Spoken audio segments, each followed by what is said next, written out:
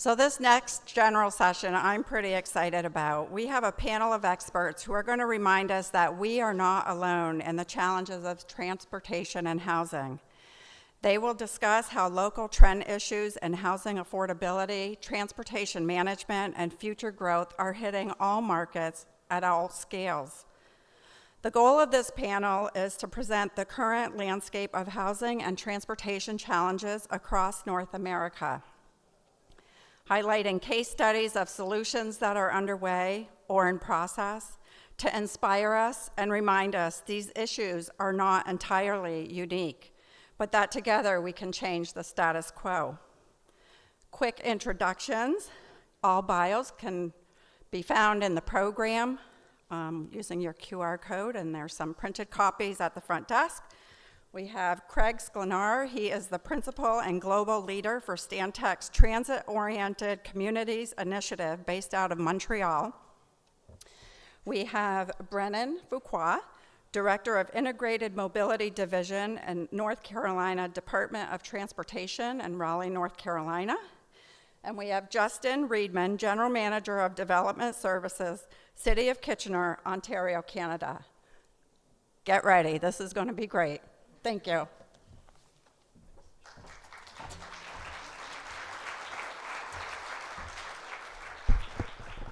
Good morning, and thank you for your time today, and thank you for listening to our ideas and unique approaches. Just a quick introduction of who we are. I'm going to provide you a current state of housing and transit, the crises that we're seeing across the U.S. and Canada in particular, and the pain points that we're seeing and some potential solutions. We then have a citywide approach from Kitchener, Ontario, and then a statewide approach from the North Carolina Department of Transportation. They're going to provide some information. We're going to have a little fireside chat and Q&A, so think of your questions as we come along. I can uniquely appreciate the information we heard today. It's a reinforcement of all of the sort of trends we're seeing across the U.S. and Canada, particularly post-COVID and the financial cliff we're seeing with our transit agencies, the housing crises, and I just want you to know it does take everyone in a room like this to think collaboratively and creatively, and I heard that word multiple times today. Let's be creative about how we can change these solutions together. Just a brief introduction of myself. I'm an urban designer and urban planner by practice with over 20 years experience across the US and Canada, working with both public and private sector clients. I've been a city planner as well for the city of Calgary, Alberta, and the city of Evanston, Illinois. So I've worked in large and small markets. I work with rural communities, urban communities, really helping to understand how you tie transit infrastructure investments with development opportunities and city building in those spaces. Because for far too long, we've been focused on one mode of transportation in our communities. What we want to really think about is the suite of mobility options for people, the suite of housing options for people, so that we can cater to the wide variety of diversity that exists within our communities, and recognize that our socioeconomic backgrounds require us to be flexible and agile in our spaces. So did you know we had a housing crisis? So this is a photo in downtown Montreal, post-pandemic. This is in front of the Bay, the shopping center. I walk this path every day from the metro to my office, and every day I see at least 8 or 10 encampments. They're gone by midday. They come back at night. We have a growing housing and homelessness crisis in Quebec and in Montreal in particular that has only been exacerbated through the housing crisis that we've seen over the last decade. The state of things that we're seeing in the U.S. in particular is that we have a housing shortage. We have a rise in homelessness because of that housing shortage. We see housing poverty skyrocketing through our communities, and largely lots of underfunded programs to support this social safety net. So how are we lifting people into places of housing? How are we ensuring that people can both rent and own if those are their choices? Those are the challenges that we're seeing in our environment. This isn't just hitting renters. I think a lot of times we think of a housing crisis means it's a renter's sort of issue, but we're seeing this in the homeowner issue, that over 19 million homes in the US alone are cost burden. And when I say that, it means you're spending more than 30% of your income on housing alone. In fact, that number gets even higher when you look at urban areas within that. But solutions are coming, and right now what we're seeing is they're coming from the top down in government. We really like to see the reverse of that too. We know that local municipal governments are trying to provide that solution, but sometimes it does take that higher order of government to support. So I'm glad to see state and national representatives here too. We are all in this together, and we need to figure this out. Quite simply, we're not building enough housing. This started in the 2008-2009 downturn. We have not caught up with housing supply demand. We have not caught up with our population growth and the change in the type of housing that we need to build across our cities. And here in the US, we see this huge deficit of housing supply happening. This is a wide variety of issues, from NIMBYism and the sort of anti-development movement of we're building too much or too high, or protecting my property values, so do not build affordable housing in my community, or even duplexes or townhomes are seen as other than in those spaces. That really creates this skyrocketing in land valuation, housing prices because of the scarcity in the market, and we need to find ways to accelerate to bring that down. In Canada, we are seeing a wide variety of our market segments spending more than 30% of their household income on housing, and it gets even worse when you look at the share of that median income that would be required to own a house in these markets, with Vancouver at nearly 100% of a median household income requiring that for their monthly needs. Here in Vermont, you're not immune. Note that 33% of the cost of living increases is tied to housing, and so we need to find ways to bring that down. And the thing that we don't always want to talk about either is, by bringing that value down, may bring the value down of people that are legacy homeowners that have tied their retirement or other financial investments into it. So how can we find ways to lower the cost of housing while ensuring that people that may think of that as their retirement, finding ways to soften those blows and ensure that we have a more reasonable price valuation in the market for people to actually access homes. So as I mentioned, it is a bit of a top-down. In Canada, we're seeing provinces and the federal government taking more of a lead in land use zoning changes. In Ontario, the provincial government actually is mandating that municipalities change their zoning laws, although they're now saying that the province has to approve bike lanes in cities. That just came out today. So there's sort of a mixed message going on in some provincial leaderships. But even in Minneapolis, it's probably the most prominent US city that has changed their single-use residential zoning codes to allow 3 to 4 units by right. These are going to be long-term changes, but they are trying to undo 80 years of Euclidean zoning that really restricted the types of housing that we could build in our communities. High value areas in our urban areas that have that mix of housing, much of that old heritage housing that exists, we can't build by right anymore. And so we're trying to undo that legislative notion that we can move forward into these spaces. In Montreal, we have a natural housing supply called the Plex or the Duplex. These are 2 to 4 unit products. What we've seen is people are buying these duplexes, kicking out the renters and making them single family homes, which is actually decreasing our density profile across the city. They're now outlawing that entirely, or they're really restricting where you can do that, so we're not losing our natural density in that space. But we're even seeing the transportation side of that, reducing parking minimums, providing TDM requirements through those spaces. Justin will talk about that with Kitchener a little bit. But even policy change. This is the New Bern Avenue Bus Rapid Transit Corridor in Raleigh, North Carolina. It's the first BRT line, rapid transit line that the city is building. My team at Stantec worked on the station area planning, and part of our goal was to apply their TOD overlay to the corridor and identify the parcels that would be identified for agents of change to support that new housing intensity. Now, Raleigh is a booming city. It's the second fastest growing city in the US, next to Austin. They're having a housing crisis as well. And so what we were trying to identify are the areas that would likely change along that corridor. This initiated a 700 parcel city-led initiative to change that zoning. It has been watered down a bit since we finished our project, but it's still moving forward in a way that can really activate opportunities for redevelopment along a new rapid transit corridor. The solution two is we need to change what we're building, and we need to change it rapidly. I was having dinner last night with the team here from CATMA, and they say, there's like 2 major developers in the downtown. What we really need is like a dozen developers building lots of different types of housing, and I was really encouraged to hear the mayor talk about that today. And solution 3 is, this is a much longer and more aspirational goal, but we really need to change how we talk about housing. And housing is a right, housing is a need. It is an economic cornerstone and foundation of every commerce that we do. And the way that we can provide empathy and how we provide housing, how we allow a wide variety of housing to happen in our communities, and know that this is helping people thrive in place and provide them quality of choice. That we pull out the casino style of housing investments. We talk about housing as an investment. We should be talking about it as key infrastructure to make our communities, and that investment piece should be a second component in that space. Paired with that, did you know we have a transit crisis?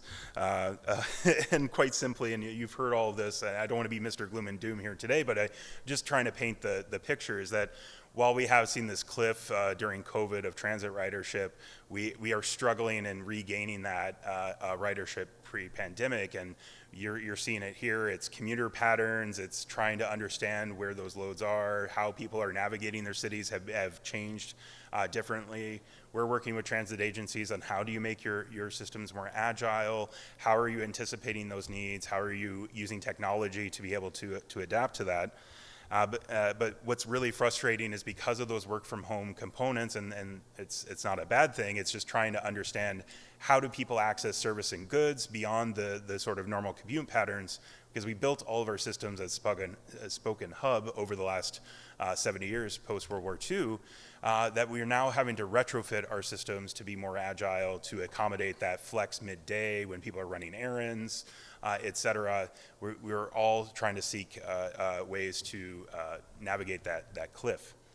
What's interesting in the US is that while major markets have seen significant loss in ridership, we're actually seeing smaller markets gain ridership and see a higher output for operation. So this is an opportunity for discussion, is how are these smaller communities doing it? What is the driver of these changes in transit ridership? And using that as inspiration, even in a small market like this, how can we learn from this and grow it within those spaces? The data doesn't really paint what that picture is, but I think it's an interesting component. In Canada, we're facing this transit cliff as well. We have different financing systems and approaches to transit investment and ridership. And we're still navigating this both at the provincial and federal and municipal levels. But what we do know is that we have to adapt, and we have to adapt soon, or else it's going to get into our sort of transit doom spiral that we really don't want to be in. Solution 1 is a focus on service improvements first. This is a picture from Calgary. Sorry, it's a little pixelated here. This is the light rail next to the Stampede grounds. The Stampede is a $750 million economic injection into the city every year. It's a 10-day festival held. 12 days before the festival, before the Stampede in 2013, a flood occurred, the largest flood in Canadian history at that point, and we've seen more since then.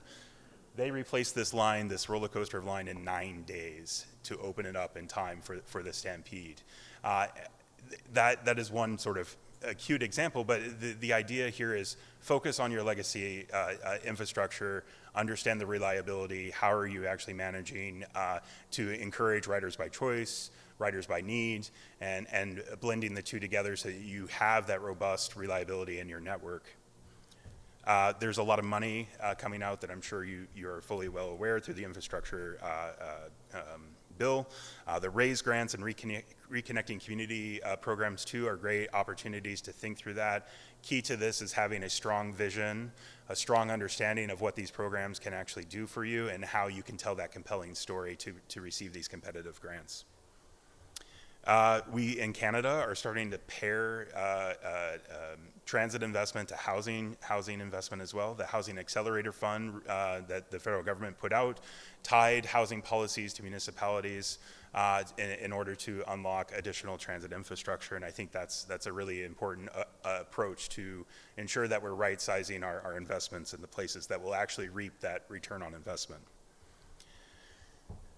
So I gave a sort of a broad overview because my colleagues here are going to give a little bit deeper dive, but I just want to leave with a few things. One is, where do you begin? And for me, what I see time and again with communities is having a strong plan and vision that has a clear understanding of the increment components that need to happen, both on the capital and service side, housing implementation, training, et cetera, and having that clear picture together, because you do need a sustained multi-year, even multi-decade approach to these components.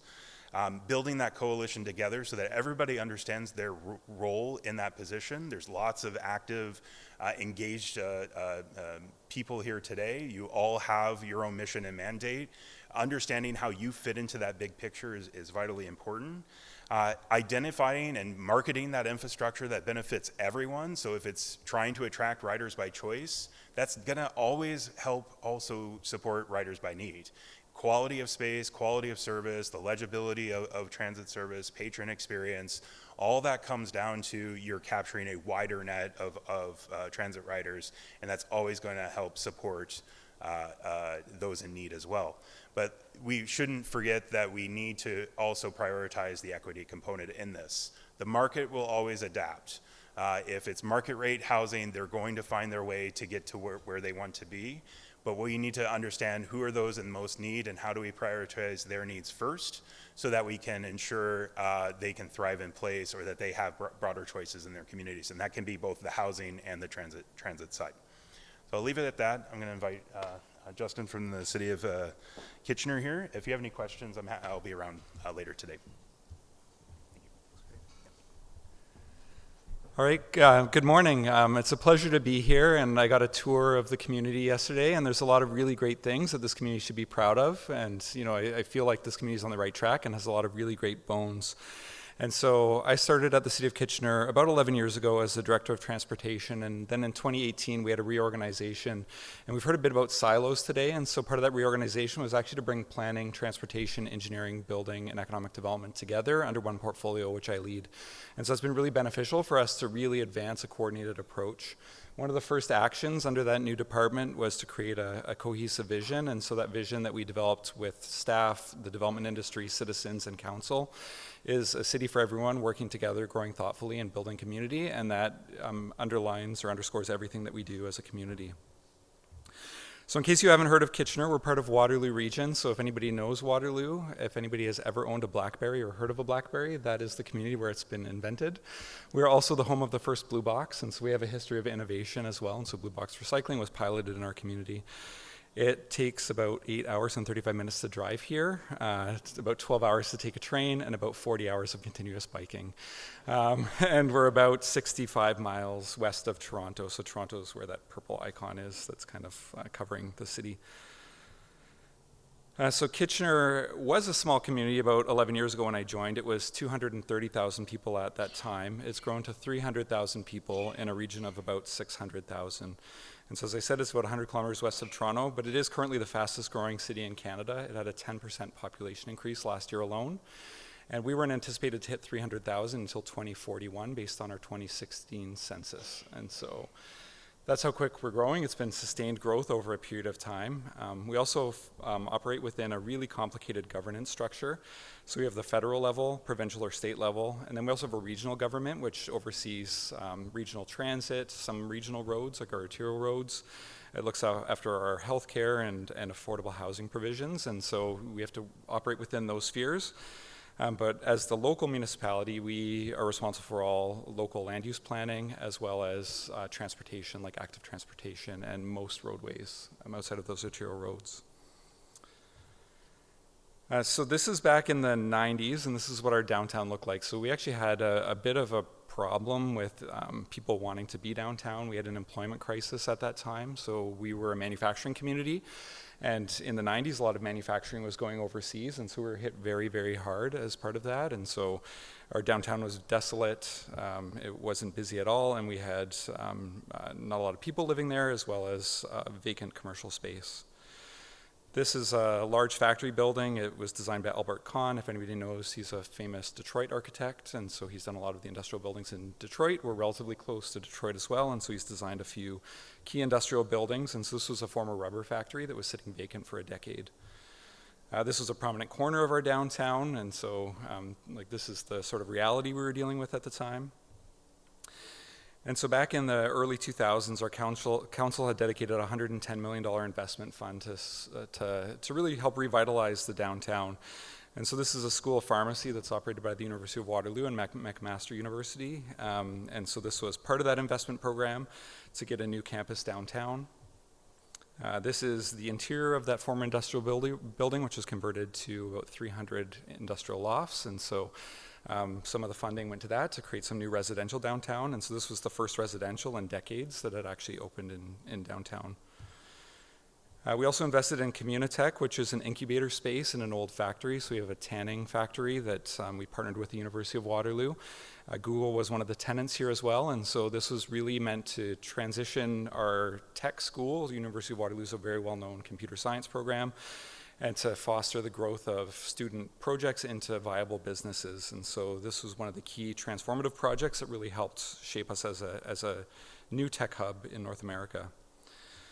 We also looked at changing our street. So this is that same street that was in that earlier image. So we redesigned the whole street, and so this street has roll curbs and flexible bollards. So in the summertime, it becomes patio space. In the wintertime, those same spaces become on-street parking. And so it's been very successful in getting some animation back into our street. And so in the 2010s, we were and still are a relatively auto-oriented community. So we had 80% driver or passenger mode share. We had a 9 to 5 downtown, so we had a bunch of economic successes, but that meant we were just an employment downtown with only about 5,000 people living there. So our downtown really cleared out after 5 o'clock. And then outside of that rehabilitation of that one industrial building, we really had no new residential construction in about 20 years. And so this shows our mode share targets. And so as I said earlier, 2041, we anticipated a population of 300,000 people. And so we're at that now, and we're not even at our 2031 date. And so we are working significantly to really change that mode share. And unfortunately, I don't have updated numbers yet because our Statistics Canada results come out in 2026. And so we did build an LRT. So we are one of the smallest communities in North America to build a light rail transit system. So it's approximately a 12-mile long or 18-kilometer long transit corridor. And so this shows downtown. You can see the building with the plants on it. That's the School of Pharmacy that was part of that investment strategy. Since that time, we've also had Google open up one of their largest campuses outside of the United States. And so there's 3 buildings affiliated with their new Google campus. That's all centered around the LRT. And there's a little grass square that you can see right between the glass and the gray portion of Google. That's our future regional transit hub that's starting construction now, and that gives transportation to Toronto and London, which is the other direction, and we're looking at 15-minute two-way all-day go in the next 5 years, hopefully, if the province continues investing in that corridor. In 2019, when our light rail opened, we also had our development charge exemption expiring at the end of that year, and so that allowed developers to not have to pay for community improvements. So we collect funds through development charges for parks and other amenities, and so part of the incentive of that was to kickstart development, and so the LRT opening at the same time as that exemption ended really kickstarted development in our downtown and saw a massive shift in residential construction, and so it was kind of nice that they aligned, and it did save developers in the tens of millions of dollars in fees that they would have had to pay for improvements in our community. So this map's probably a little bit fuzzy, but it just kind of shows the regional context. So the blue line that runs from the top of the screen to the bottom, it's the dotted line, that's our light rail transit service route. And then as part of the implementation of that route and the starting of it, we shifted from a hub and spoke model of transit to a grid network transit. So we use our LRT stops as sort of our east-west, north-south connections. And so you can see the green lines that are on there. There are iExpress routes, which are a 15-minute headway during daytime, weekday periods, and our LRT is a 10-minute headway. And then the multicolored lighter lines are a traditional transit service that operate more on a 30-minute frequency across the city. And so we're actually bucking the trend for our ridership numbers. And so the blue line is the 2023 data based over monthly periods, and the green line is our 2024 data. You can see when our light rail transit line opened in 2019, we had 21.96 million boardings, and then it plummeted during COVID. And now we're back up to record-breaking levels back in 2023 and 2024. So at 26.38 million, and then midway through the year we're at 14 million. So on track for 30 million ridership this year. So our downtown population's doubled. This is a development that's fully constructed now. This is the rendering. And so between 2019 and 2024 in our downtown, we went from 5,000 people to 10,000 people, and that's resulted in our businesses actually shifting from the work from home. We actually have seen a decline in daytime revenues for our businesses, but our nighttime component has increased significantly, and it took a little while for our businesses to accommodate that. But we also have TDM measures in place, and so this project is a former industrial heritage building that an office wraps around with 3 residential towers, and so we have no minimum car parking requirements, which I'll get to in a little bit more, and a bunch of TDM measures that we had started to implement. But we are still facing a housing crisis, so we are a fast-growing community, and so in 2019 we had completed a housing needs assessment, and we created this housing wheel because we recognize that housing paths aren't linear, so a lot of times these are shown from homelessness to market homeownership on a linear path, but people can jump between those. You could go from a homeowner to homeless, because a lot of people do live paycheck to paycheck, and our cost of living is quite high in Canada. So you can see that for our market rate housing, we needed about 35,000 new units. We need 9,000 new affordable rental units, 5,000 community housing units, and 450 supportive housing units to deal with our encampments, homelessness, and the pressures on our housing system. So we've done a few things. Craig referenced the Housing Accelerator Fund, and so one of the keys to that is that any municipality that received federal funding, Kitchener received $42 million of that funding. We had to implement 4 units as of right citywide as part of that condition, and so another municipality in Canada actually didn't commit to that, didn't actually follow through with that commitment, and the federal government had actually pulled the money back from them. And so we do allow those 4 units citywide right now in all ground-oriented housing. So that could be 4 units in the standalone structure, the existing house or townhouse unit, or it could be 3 there and 1 backyard unit, or 2 there and 2 backyard units. So there's a different combination of things. We've also, as part of our Housing Accelerator Fund, implemented flexible zoning around our major transit station areas, so around our LRT within a 5 to 10 minute walk. I don't know if this is a common term here, but we don't have any floor area ratio or floor space ratio, so that's how big your building can be based on your lot size. So a 1 floor area ratio is your building being the exact size of your lot, and then 2 would be a 2-story building, and you can do that in different combinations, but it's really restrictive for urban infill and actually caused a lot of requirements for zone changes and other components. In those major transit station areas, we're also allowing commercial as of right up to 750 square feet, and so you can get a simplified permit for that to really create that walkable community and allow people to test out a business concept before making a commitment in a leased commercial space. And then we've also implemented simplified upzoning when lots are consolidated, so we have sort of 4 different zone categories, so low-rise, residential, sort of like a walk-up apartment style, and then a 30-story, and then it's technically unlimited heights in some of our other areas. And if you are able to consolidate some of those lots, you can quickly and easily get a zone change that isn't as restrictive as previous mechanisms. We have also eliminated parking minimums for cars, and we actually added them for bikes, and so we have minimum bike parking requirements in all developments, and in office space we actually require showers as well. But we recognized that we also had to build infrastructure to support bikes, so it wasn't just about the TDM requirements that we were putting in, also what the city had to do to actually incentivize cycling. So we've carved out our space in affordable housing, and so this is a 41-unit supportive housing project, and there's a 10-unit affordable apartment beside it. It's on city-owned land, which is leased for $1 a year to YW. And so it was land that was not being utilized, and so we moved really quickly from concept to occupancy. This took a year. So that's how quickly we've sort of revamped our development approvals.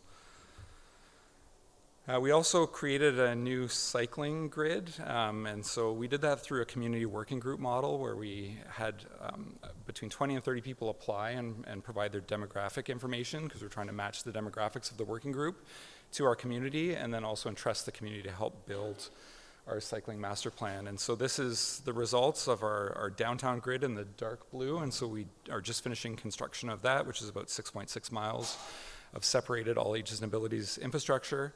And then the light blue route is our all ages and abilities citywide spines or cycling highways across our community.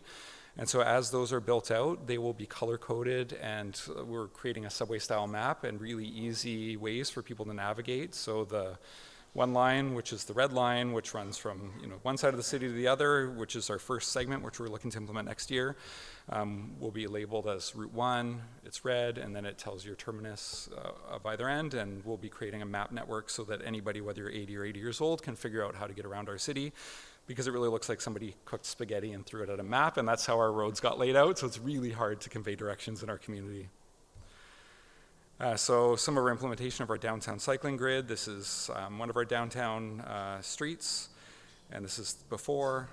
This is the rendering we presented during public engagement, and this was the construction on day one.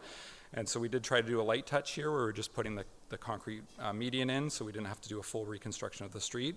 It did require us to convert that street to one-way. And then here's a street that's perpendicular to that and shows the two-way cycling connection. There's a counter there as well. I think we're at 29,000 cycling trips that have passed that counter this year. So we average about between 30 and 250 trips a day. It's not usually this busy, but it is quite well used. And so this was a tour that we were doing as part of our downtown engagement on TDM. We also had one of our working group members that's a professor that had done a lot of work in the Netherlands, and so this is a picture of a bike lane and sidewalk in the Netherlands where the road design is actually changed geometrically, so you're not, so the car is coming up over the sidewalk and bike lane and back down, so the design is meant to improve safety for the community, and this is something that we've actually adopted as our standard for all road reconstructions for side stop controlled streets. So this is a picture of what the street looked like about 1.5 years ago, and this is that same intersection now, and so it looks more like a driveway access. It's reduced cut-through traffic, but it's also made it a safer street for members of the public, and so it's actually incentivized a lot more cycling and walking in this neighborhood as well. And we know that it's expensive to do all of this work, and so we actually have a few programs that help fund this stuff. And so we have a stormwater utility, and so we took our stormwater services actually out of our general tax levy and then charge a fee based on the amount of impervious surface on a property. And so it was a big uphill battle over 11 years ago, I believe, but it's actually created dedicated funding, and people can reduce their levy by actually adding infiltration galleries, rain barrels, rain gardens, all of those things. So there's an incentive for the homeowner to do better things with their stormwater management, but for those that can't, it helps us fund these types of projects. And as an example, so if a developer comes in for a 1 hectare site for reconstruction, that fee is about $200,000 if they don't implement the controls on their own site that they pay to the city. And it allows us to do things like this. So this is a creek restoration that was a channelized creek that's been naturalized. And as part of that, the stormwater program also funded the trail connection through that area. We also, when we do our roadway reconstructions, the engineering department pays the full cost of the restoration of the street. They're underground working on our sanitary and water systems, and so they have to rip it up anyway, and so we actually get that cost paid for by those teams. And so this is the result of all of the efforts that we've made. So this is a street in downtown, right adjacent to our former bus terminal, which has closed because we've changed the way that our network connections happen. And so this allowed us to pedestrianize this street, and this is just an evening where we give people keys to these shipping containers, and they can actually run a market out of those. And we're currently in the process of engaging on our citywide comprehensive plan, which we call an official plan. And so this was one of the activities from last Saturday. We had over 1,200 community members attend our block party and talk about zoning and land use and transportation. And this was a game that we did with kids where they had to design their ideal block and then talk about what that looked like. And so we're really excited for the changes that come out of that. And yeah, looking forward to our discussion after.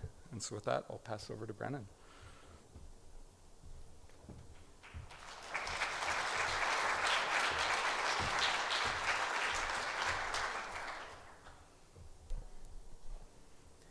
Thank you very much, and thank you for the opportunity to come and speak.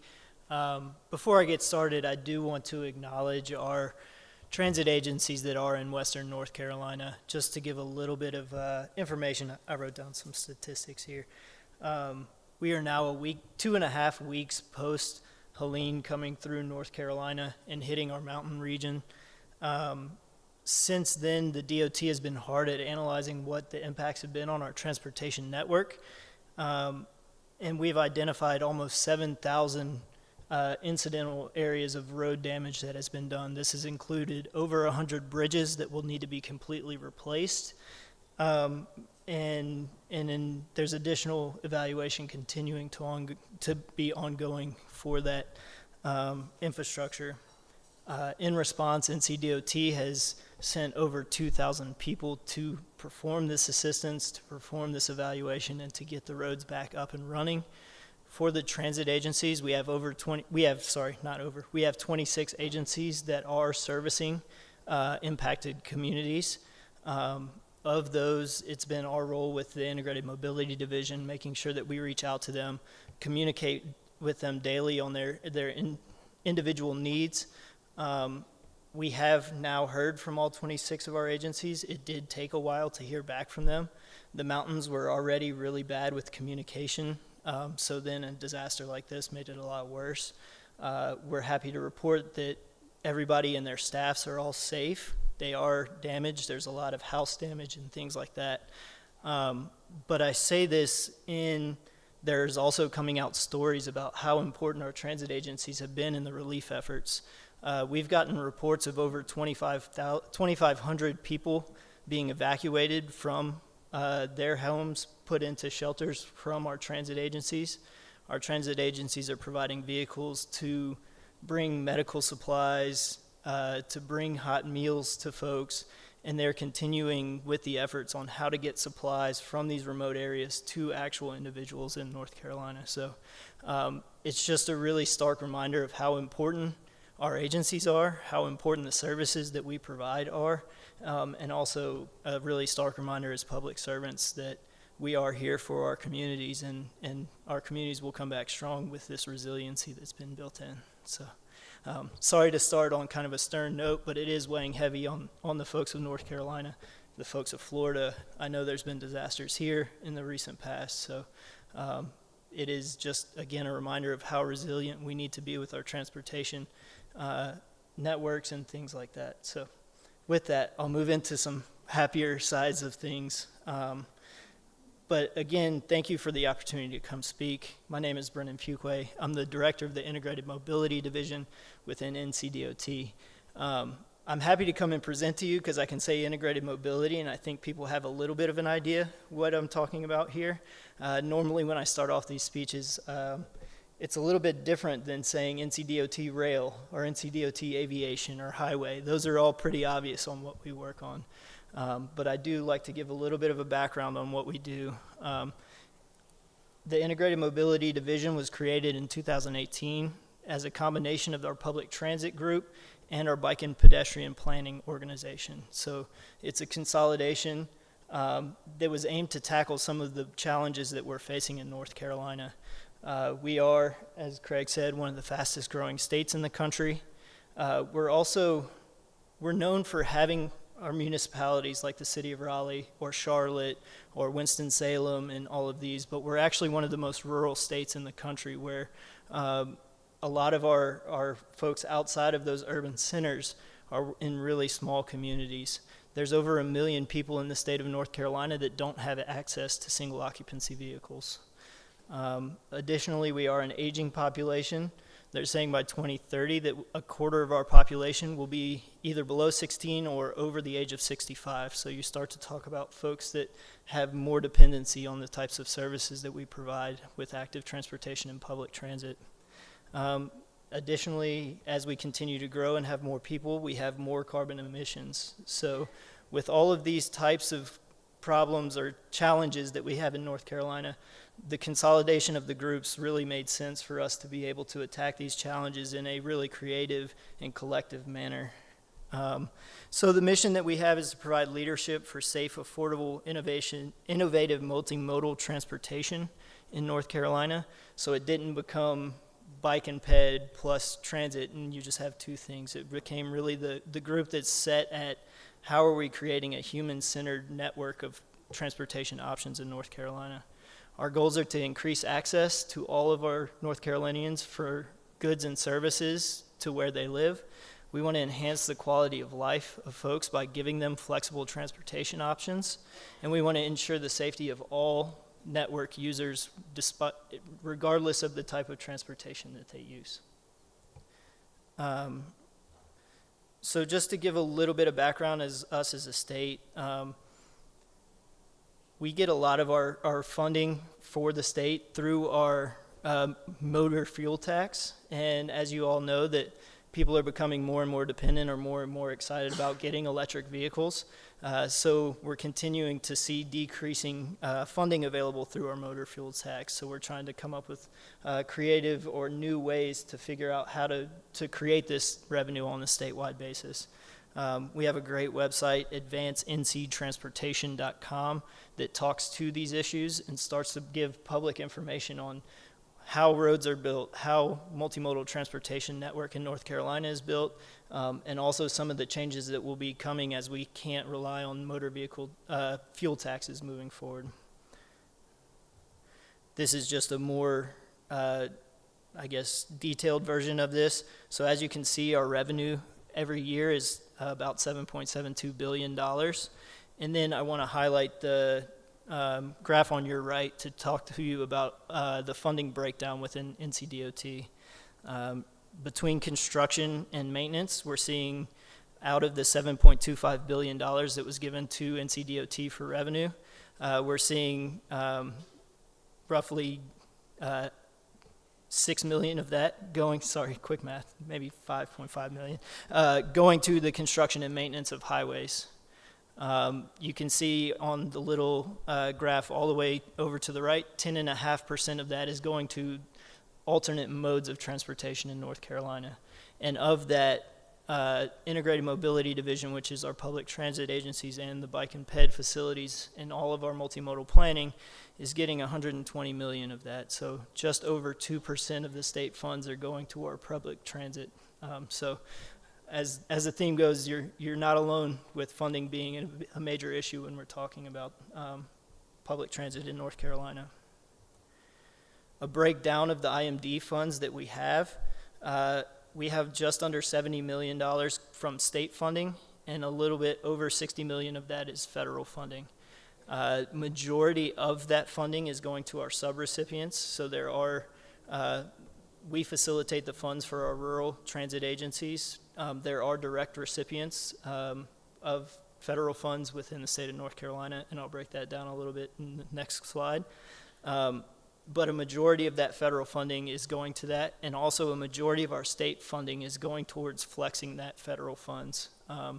So about 55 million of that 69.5 million is going to flexing federal funds for our public transit agencies. I also want to highlight that we try to remain extremely flexible when funding becomes available from USDOT. So on the right side at the top, you can see that since we were created in 2018, we've won over $72.5 million in discretionary funding. A lot of that comes from the RAISE grants that Craig mentioned earlier, but we also have 5339 bus facilities, low and no grants, and things like that, where we're really trying to, as DOT, help our agencies find these federal dollars, apply for them, or help them apply on their own, and really getting those technical services to the transit agencies that need these different types of funding. So what does the public transit system look like in North Carolina? We're one of the few states in the country that has public transit available in every single one of our counties. What that means is we have 98 transit systems. 80 of those are our subrecipients at IMD, so our rural category. And then the other 18 are going to be our small urban or urban that are receiving funding directly from FTA. These 98 systems are accounting for about 50 million passengers ridership per year, and then over 12,000 jobs per year. So talking about ridership, we broke this down into rural and urban ridership. As you could see before the pandemic, we were looking at over 6.5 million riders on rural transit agencies, and then we saw, the dip moving down to 3.3 in the height of the pandemic. We are starting to see some rebounding. As you can see in FY23, that is a predicted 5.4 million riders. The numbers are coming back preliminarily, and it's looking like it's actually going to be less than that. It's going to be about breaking even with the 4.2 of last year. We're working on what's accounting for that. There's a couple of different reasons. Dropping off of the CARES Acts, and some of that is part of it. We also have had our NEMT, the non-medical emergency transit rides, have been taken from DOT and moved over to DHHS, and so they're not part of our counts, so that accounts for some of that as well. But the fact is we're still not seeing that full rebound that we thought we would see, or we hope we continue to see. But I'll talk a little bit about the methods that we're coming up with to try and continue to rebound those riderships. On the urban side, it's happening a little bit quicker. We saw a big drop off again, but we're rebounding a little bit quicker with this. What we're accounting for is that the choice ridership is more prevalent in our urban systems than it is in our rural systems. So they're getting that rebound in ridership a little bit quicker than our rurals are. But the positive to take away is that graph is skewing up, and we're continuing to be innovative in the ways that we're providing additional ridership and really meeting our riders where they are, as opposed to just hoping things that come back. So I'm going to go through a couple of steps, and I'm going to keep these at a high level. We'll have some conversations afterwards, and then I'll be available to talk to anybody on some more specifics if you have any questions on things.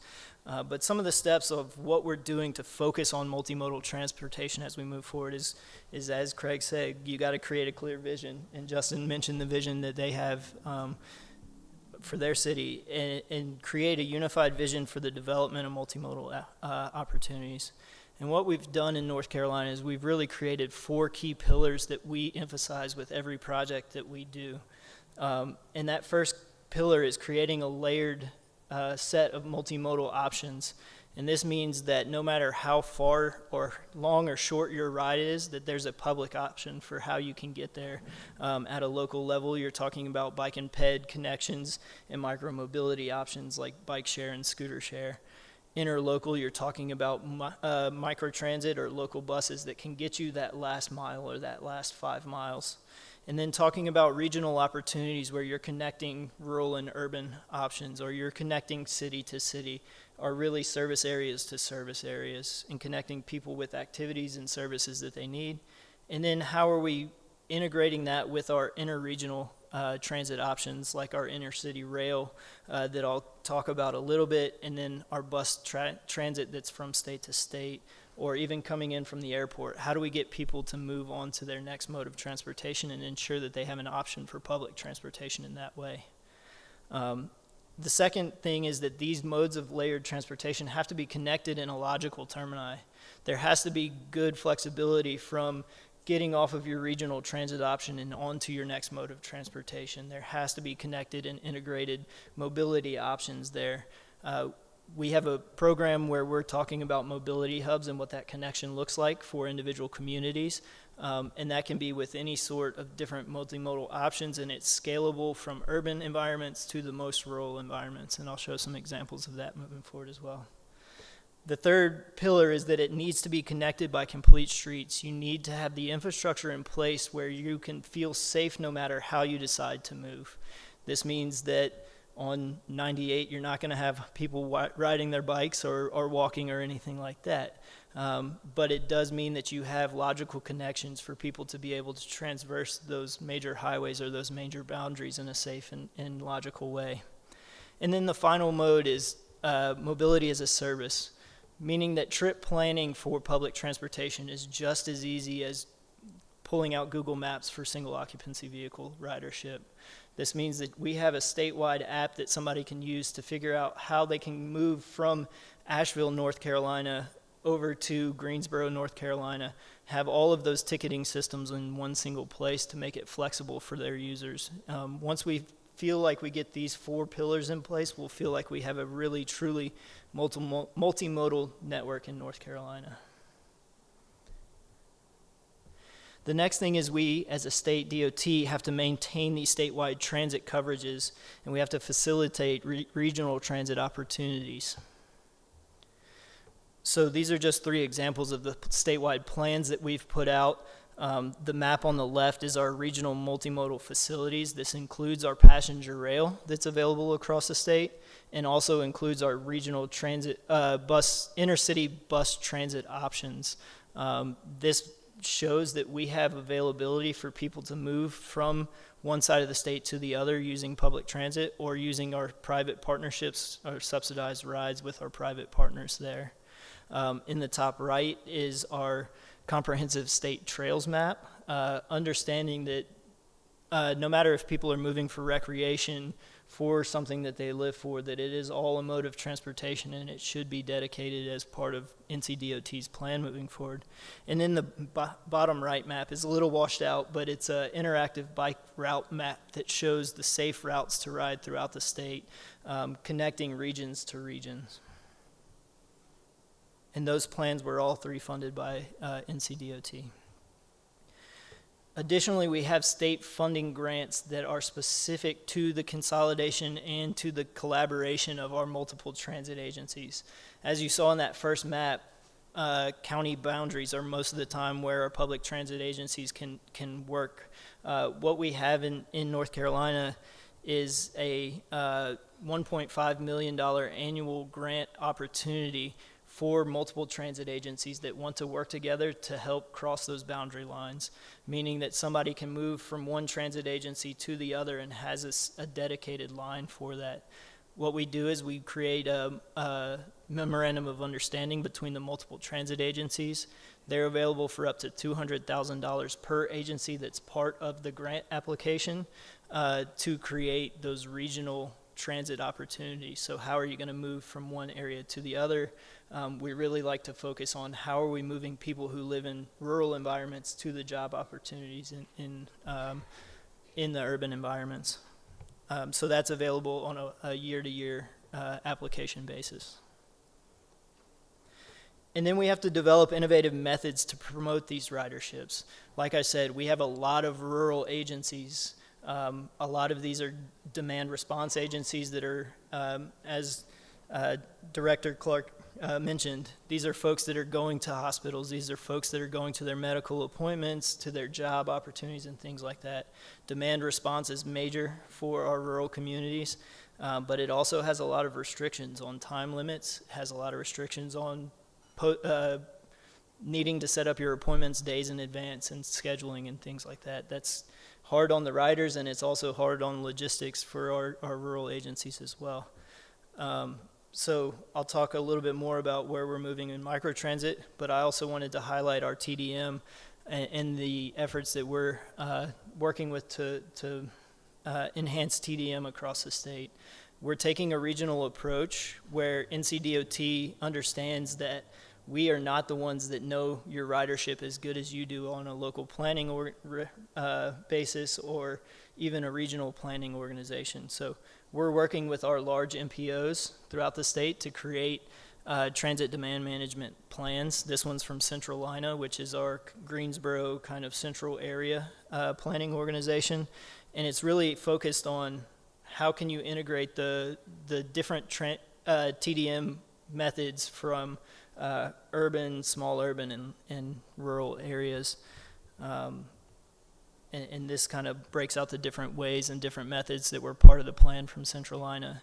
One of the other things we're doing with TDM, this was run by one of our urban transit agencies.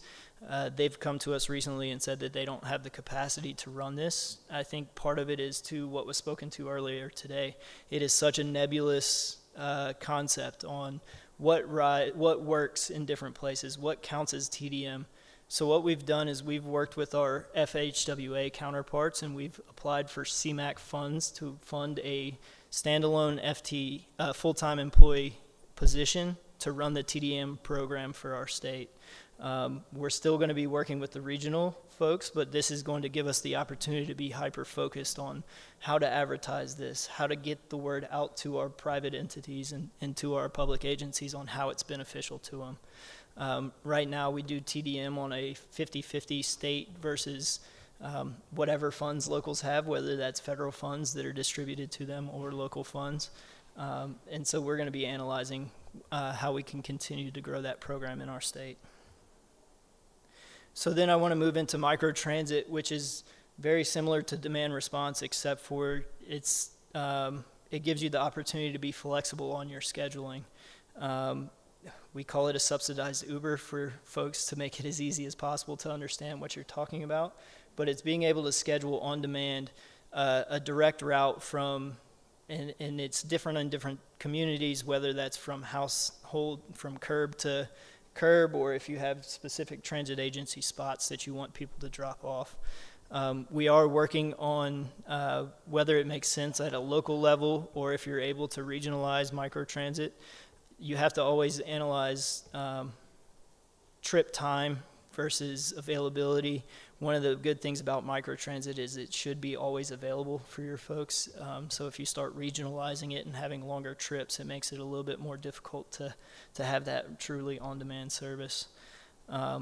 North Carolina is a heavy investor in microtransit.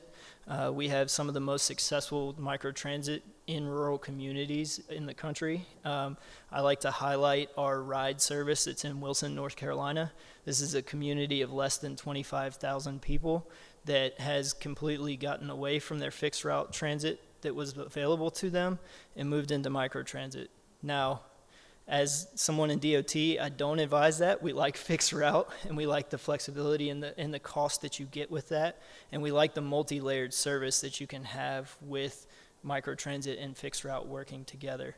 What happens in Wilson is it just worked out really well with it having a very central core of where people needed to go and a very expansive kind of rural network of folks. It worked well to have people needing to go about that 5 mile to 10 mile from trip origin to destination. That it worked out really well. They were having very low ridership on their fixed route, and then we worked with microtransit and set up a pilot for them. And then we decided to launch it in the middle of COVID, or the first year of COVID. So we were sad, we were worried that it was not going to work, but it worked out that having this smaller ridership base in a time where people were already weary of public transit, they grew by 300 times their ridership in a COVID year. So it was extremely successful. That went from pilot to revenue stage with local implementation of funds and utilizing the FTA funds very quickly. So there can be success in doing these in communities. This is a map of all of the plans that we've put together, and also the planning phase, the light blue, is all part of a federal grant that we applied for on behalf of our agencies.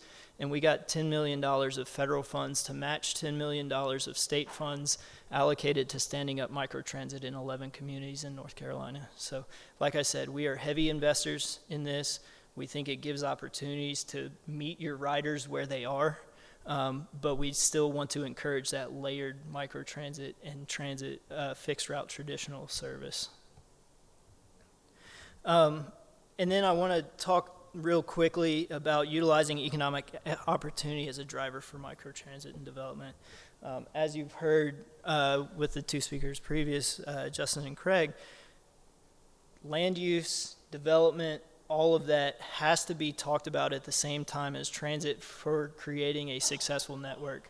So NCDOT, one of the great things about consolidating the groups that created an IMD is we have a lot of that professionalism in one group.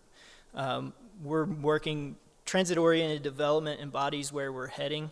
We're looking for transportation networks and communities that promote equity, economic development, and environmental conscious development. We've created a framework on how this works in our communities. It's doing transit-oriented development studies, moving into mobility hub planning, and then also making sure that the layered transit options are there as well. Challenges with this are obvious. You have to have community buy-in. We can't be DOT going to a small community and saying, this is what you're going to do. In fact, I'll show you some examples of work that we've done in communities of 1,000 people that have really committed to having transit-oriented development and moving forward with the community buy-in and mobility hub planning. So TOD is a creation of compact mixed-use communities near transit where people can enjoy access to services. I'm not going to read all of this, but TODs are built around mobility hubs, creating that connected transit options and really bringing vitality and life to community centers. We really want to make sure that these are being built as community centers. And to do that, we work with each individual community to right size what these look like. Our goals at NCDOT are to create more multimodal options, create affordable housing opportunities, obviously increase the transit ridership, and also create walkability and safety throughout communities. What these look like, this is just an example of our final report for Apex, North Carolina. We work with each individual community to create a vision and to create what a network can look like. We do market readiness assessments that talk about their current market strength and what those opportunities would be if you build things around transit options. Also with this, we put in community playbooks so they can start to work and move forward on zoning practices or applying for street alignments or street upgrades while we are moving this regional transit option into the community. So just a quick discussion, and Craig and the Stantec crew, I didn't use y'all's pictures just because I knew y'all would be here, but this is something that Stantec put together for us. This is a mobility hub that's being created as part of a TOD study in Wake Forest, North Carolina. It is being centered around our S-Line regional rail project. We recently received $1.01 billion from USDOT to build out a rail network from Raleigh, North Carolina to Wake Forest. And as part of that, we don't want to create just a regional project that moves people through a community. We want to create a community where people need to stop or have the desire to stop. And part of that is integrating mobility hubs into this community fabric. So this is a mobility hub that's centered around a train station. But as you can see on the top picture, we also integrated green space in the area. We also included areas for bus and microtransit and all of that to operate as well. So we're really looking for opportunities to include transit into your communities. And the key to all of this being successful is knowing what you're good at. NCDOT sometimes has funds, so we're good at that sometimes. But we do have technical expertise on having strong consultant teams, having success with grant writing applications, understanding how you connect into the fabric of the whole state and things like that. And we bring that to the communities to help them become experts on how to grow with transportation options and how to really develop as a community. So that's the final step, is to address challenges together and create a collaborative environment that includes planning, includes transportation, communities, and the government at all levels. So thank you very much. Thank you.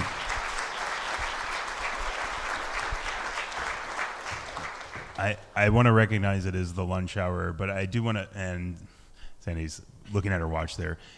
Would you permit maybe just 2 or 3 questions from the audience if you have some burning questions before we go to lunch? Is there anybody? There's one. Yeah. Oh, I think.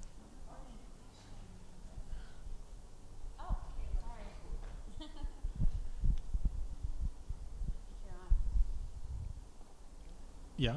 Okay. And I don't mean to delay everybody's lunches, but I want to thank you for recognizing the real estate value preservation element in housing development. But my 2-part question for all of you. One is, I'm Caleb Grant. I'm from Rural Community Transportation, one of the regional providers, and recently implemented microtransit with AI dispatching, which actually dispatches based off of probability of rides. So the amount of efficiencies gained has been enormous. So one is, what automation opportunities do you see?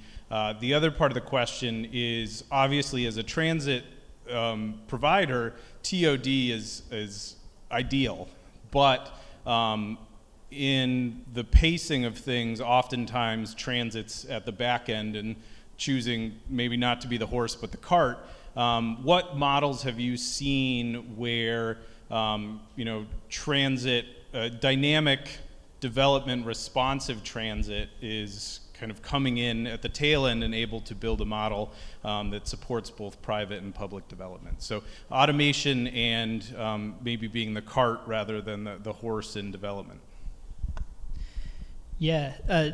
So I think one of the exciting things about microtransit is it's really new and evolving on things. So that's the first time I've heard AI kind of anticipatory scheduling. So I think that's something that needs to continue to be studied, and a good thing about that is that's where research dollars and pilot money comes in, is when you integrate those new and inventive types of things into the community. So I think that's a great option on how you can increase your efficiency, and that's what we all need to really justify the dollars that are being spent, because microtransit is not as economically efficient as a fixed route service, but it is moving people. Well, Yeah. and I think it's an interesting conversation because you have North Carolina, which is a huge tech hub with Research Triangle Park, and you have Kitchener, which is a huge innovation city. It sounds like you need to go task your universities and your technology partners to start looking at this as part of your systems services. If I may, on the TOD side and the sort of what comes first, et cetera, the best laid plans is when we talk about infrastructure and it's a highway or an interchange, we often discuss it in terms of economic development. We're readying this land for this is where we want people to invest businesses and homes. Think of transit as the same way. If you're putting high order transit in or a fixed guide, talking to your development partners and talking about the typologies of development that would fit within your rural communities, so that as you're building that high order of transit, you have initial catalytic projects identified or even underway, so that I call it a day one scenario. Are there homes that are opening up the same time that those transit services are running, so that you have a groundswell of sort of a momentum in those spaces? So oftentimes it may take 3 to 7 years to build a transit service from idea to implementation. That should be paired with your land use study as well. But I want to recognize too that even in a smaller environment, what TOD means for you doesn't mean for downtown Burlington, and just recognize how does that fit within your community context. Sorry, if I can just jump in on the AI side of things. So we're not the transit authority, that's the regional level of government, but we are looking at AI for zoning compliance for accessory dwelling units. So it can do a quick scan to say like this meets all the requirements or not. And that's part of our intent to speed up the development approvals process, because we know time is money for a development application and increase the cost of housing if we delay the permitting. Sorry, you went from how many months for approval? So typically like an average development approval was about 3 years before we did our review in 2018, and we're down to 60 days for most of our approvals now. One more question and then we'll go to lunch.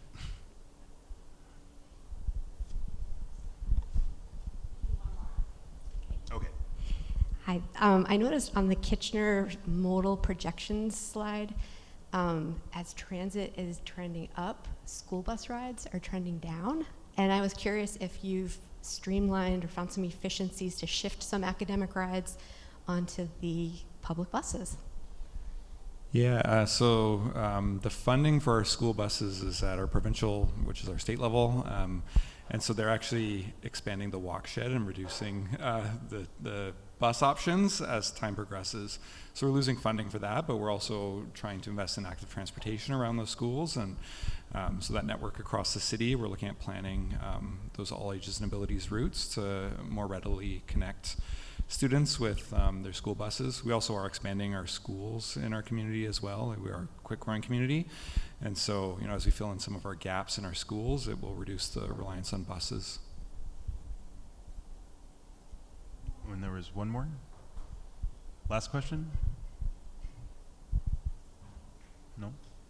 We'll be around during lunch. Happy to answer any questions. Want to thank you for your time today. Thank you.